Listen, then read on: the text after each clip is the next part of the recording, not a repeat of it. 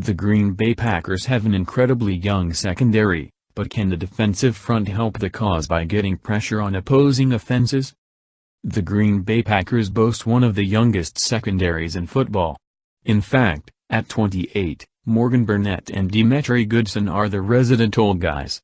The youth is great when looking at distant future potential, but causes problems for the immediate future.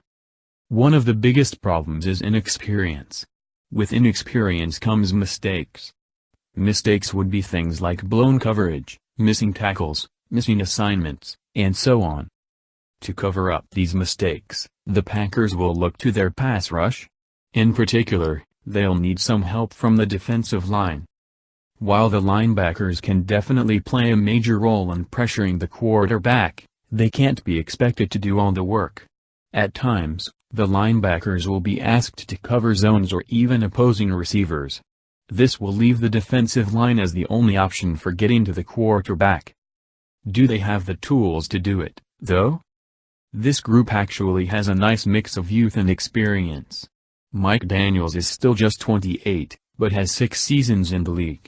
Then there's Ricky Jean-Francois and Leroy Guion, who are both 30. Meanwhile, players like Kenny Clark and Dean Lowry are under 24 and show potential. The problem is, the 8 players on the Green Bay defensive line heading into 2017 combined for 7.5 sacks last season. Daniels picked up 4 while Lowry had 2 and Jean-Francois had 1.5.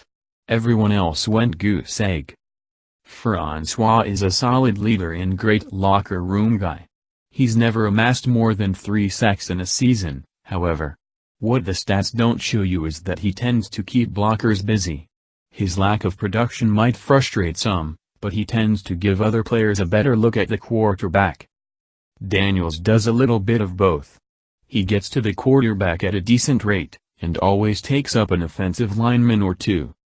Lowry is a big question mark. He played sparingly in 2016, and definitely showed potential.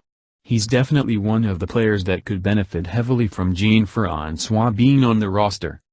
None of those guys exactly jump out at you, do they?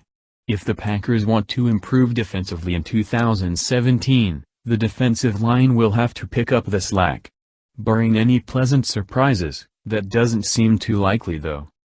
Pressure on the quarterback won't be miserable, but it might not be enough to mask the inexperience of the secondary. This article originally appeared on